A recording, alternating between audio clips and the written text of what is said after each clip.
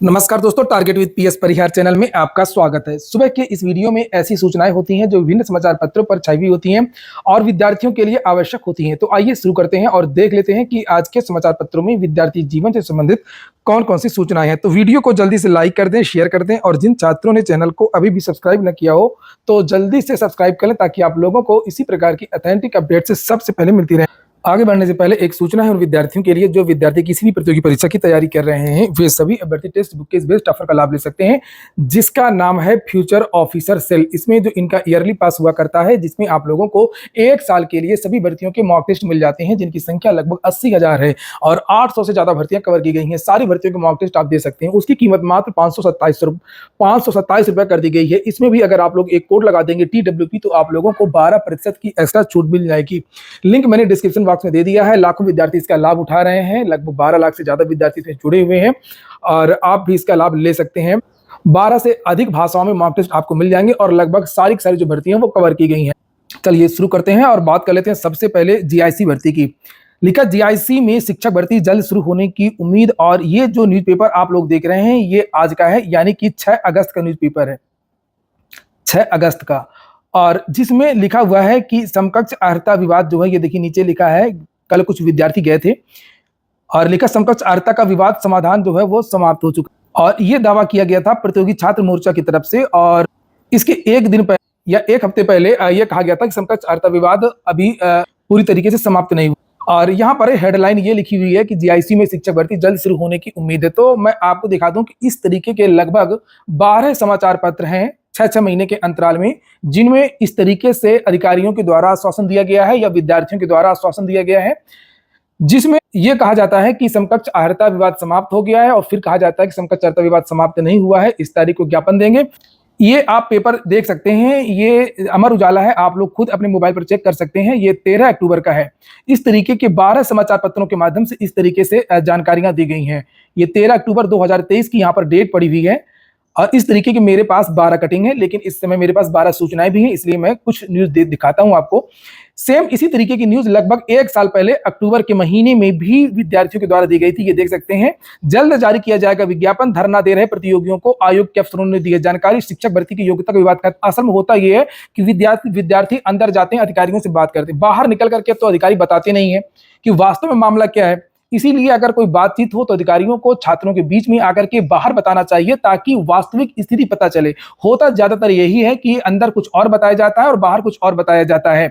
यहां पर देख सकते हैं, ये 1 साल पहले भी इस तरीके की जानकारी दी गई थी और लिखा है कि मोर्चा के अध्यक्ष ने बताया कि आयोग के अनुभाग अधिकारी ने बताया कि योग्यता संबंधी विवाद का निपटारा हो चुका है, प्रस्ताव अनुमोदन के लिए दे दिया जाएगा, अनुमोदन मिलने पर 1 सप्ताह के अंदर विज्ञापन जारी कर दिया जाएगा। तो ये अक्टूबर के महीने में 1 सप्ताह के अंदर विज्ञापन निकलवाने का दावा किया जा रहा था और उसको बहुत बड़ी जीत मानी जा रही थी। उसके बाद में फिर 1 साल लगभग पूरा 6-7 महीने का जो कालखंड है वो सन्नाटे में चला गया। विद्यार्थी इंतजार कर रहे थे कि इस हफ्ते विज्ञापन जारी हो जाएगा, उस हफ्ते विज्ञापन जारी हो जाएगा। और लेकिन मैंने आप लोगों को बताया था कि इसमें बहुत सारे बदलाव होने हैं। बदलाव क्या क्या होंगे इसके बारे में भी मैंने आपको पहले ही बता दिया था, ये बदलाव हो सकते हैं। और तो आप लोग शासन से दबाव बना रहे हैं, इस तरीके की न्यूज समाचार पत्रों के माध्यम से रोज आपको दी जाएगी कि अगले हफ्ते विज्ञापन जारी हो जाएगा या अगले महीने विज्ञापन जारी हो जाएगा, ये विवाद खत्म, वो विवाद खत्म और हमारी बड़ी जीत हुई है। जब तक विज्ञापन जारी नहीं हो जाता है तब तक जीत का जश्न ना मनाया जाए। और रही बात ये जो कटिंग है इस तरीके की, मैं टेलीग्राम चैनल पर डाल दूंगा। कम से कम 8 से 10 कटिंग ऐसी हैं जिसमें अगले हफ्ते अगले महीने विज्ञापन का दावा किया गया है और इस तरीके की जानकारियां दी गई हैं। नाराजगी इस बात को लेकर के है, जब इस तरीके की न्यूज आ जाती है तो विद्यार्थी ठंडे पड़ जाते हैं। विद्यार्थियों को लगता है कि बस LT का विज्ञापन जारी होने जा रहा है और अब हमें कुछ नहीं करना है और जो छात्र हैं वो गुमराह हो जाते हैं। चलिए अगली सूचना है, सिपाही भर्ती परीक्षा में गड़बड़ी की शिकायत के लिए WhatsApp number. Uttar Pradesh police में आरक्षी नागरिक पुलिस के 60,244 पदों पर भर्ती के लिए परीक्षा में जारी, कल जो नोटिस जारी हुई थी ना, मेन चीज वही है। और उन्होंने एक नंबर दिया था और एक ईमेल दिया था नोटिस में और ये कहा था अगर कोई भी भ्रष्टाचार की कोई सूचना हो तो आप इस पर दे सकते हैं, साल भर गएंगे, पेपर लीक से संबंधित इत्यादि। LT 2018 के विद्यार्थियों ने कल प्रदर्शन भी किया था और यहाँ पर देख सकते हैं यूपीपीएससी से LT प्रवक्ता भर्ती 2018, 20 और 22 में पूरा कर लिया गया। दोनों भर्तियों में चयनित 968 अभ्यर्थियों ने कार्यभार ग्रहण नहीं किया था, इसलिए इन रिक्त पदों के सापेक्ष अभ्यर्थियों ने आयोग से द्वितीय सूची जारी करने की मांग की थी। अभ्यर्थियों ने कई बार इसके लिए आयोग के बाहर प्रदर्शन भी किया था। अभ्यर्थियों की मांग पर आयोग ने माध्यमिक शिक्षा निदेशालय से रिक्त पदों की सूची मांगी है। रिक्त पदों का विवरण मिलने के बाद आयोग ने 28 जून 2023 को कला जीव विज्ञान ये सूची जारी की थी। तो आज बहुत सारी सूचना है एलटी के बारे में, इसको आपको ज्यादा लोड नहीं देना है। बीएड को लेकर के सूचना है, बीएड की 13 से हो सकती है काउंसलिंग। प्रदेश भर में बीएड की काउंसलिंग 13 अगस्त से हो सकती है। इसके लिए बुंदेलखंड विश्वविद्यालय ने शासन को प्रस्ताव भेजा है। काउंसलिंग अक्टूबर के प्रथम सप्ताह तक 3 चरण में होगी। ये नया प्रस्ताव है, पहले 5 अगस्त को लेकर के भेजा गया था, तो शासन से अनुमति नहीं मिली थी। अब 13 को लेकर के ये भेजा गया है। तो देखते हैं। अगली न्यूज जो है वो पड़ोसी देश बांग्लादेश की है। लिखा, सरकारी नौकरियों में आरक्षण ने भड़काई आग। बांग्लादेश में आरक्षण को लेकर के 300 लोगों की जान जा चुकी है। छात्रों की मांग थी कि सरकारी नौकरियों में आरक्षण की सीमा को कम किया जाए। वहां पर सरकारी नौकरियों में आरक्षण को बढ़ा दिया गया था, यानी ये अभी से नहीं था, बहुत पहले से था। लगभग 56% आरक्षण वहां पर देने की व्यवस्था थी। और मुख्य जो विरोध था वो 30% स्वतंत्रता संग्राम सेनानी के जो परिजन हैं उनको देने का जो प्रावधान था, सबसे ज्यादा विरोध इसी को लेकर के था।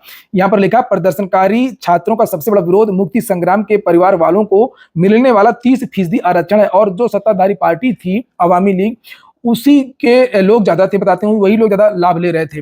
उनका तर्क था कि इससे मेरिट वाले नौजवानों को नौकरी नहीं मिली है, बल्कि अयोग्य लोगों को सरकारी नौकरी में भरा जा रहा है। छात्रों के उग्र प्रदर्शन के बाद सरकार ने अधिकांश कोटा वापस ले लिया है।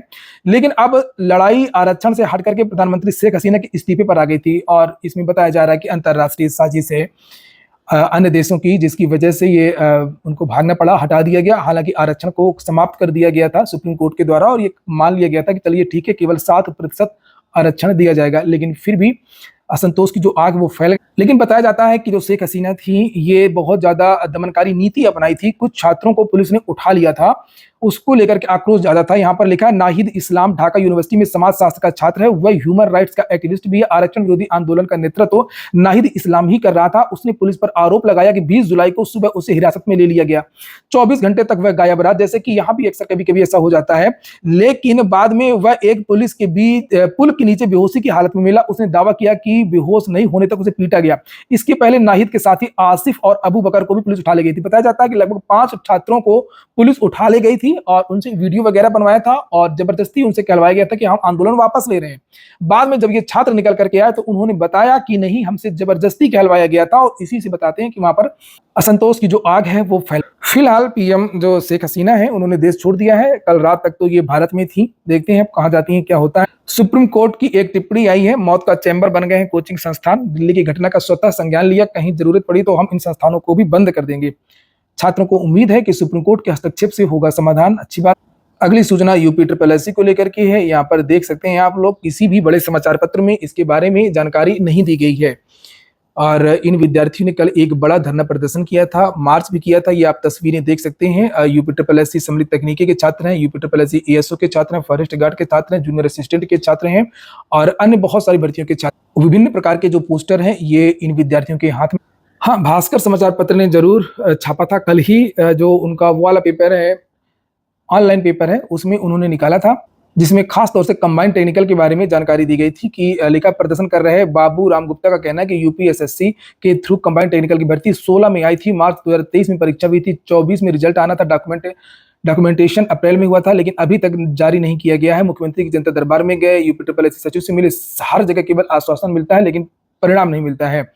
ये देखिए, और ये पोस्टर इन विद्यार्थियों के हाथ में लापता। ये देखिए, संक्षिप्त विवरण भर्ती के बारे में यहाँ पर ये जानकारी दी है। ये पोस्टर कर वायरल होता रहा सोशल मीडिया में भी, और लिखा है कि 7 साल बाद तो इसकी केवल परीक्षा हुई थी। 7 साल के लंबे अंतराल के बाद विभाग की तरफ से परीक्षा कराई गई और उसके 1.5 साल बाद रिजल्ट आता है, लेकिन अभी तक नियुक्ति नहीं दी गई। 292 पदों पर भर्ती आई थी, कुछ पदों पर भर्ती वापस ले ली गई, सिर्फ 248 पदों पर भर्ती बची हुई है। ऐसी बहुत सारी भर्तियां जिनके रियाचन वापस भी ले लिए गए, पद भी कम हो गए हैं। कस्तूरबा गांधी विद्यालय, ये विद्यालय है आपका मथुरा में, धौली पियाऊ, यहाँ से वैकेंसी आई है। फुल टाइम टीचर, विज्ञान, गणित, अंग्रेजी, सामाजिक विषय, कंप्यूटर, शारीरिक शिक्षा, कला, क्राफ्ट, संगीत, शिल्प वगैरह।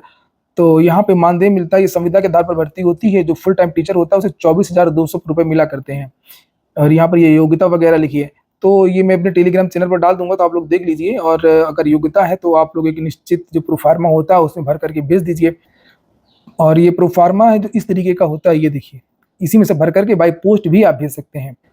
वायुसेना से विज्ञापन है, भारतीय वायुसेना से हिंदी टाइपिस्ट, अवर श्रेणी लिपिक, अन्य पदों पर 182 पद हैं। आवेदन की लास्ट डेट 1 सितंबर है। 18 से 25 के बीच के युवा आवेदन कर सकते हैं।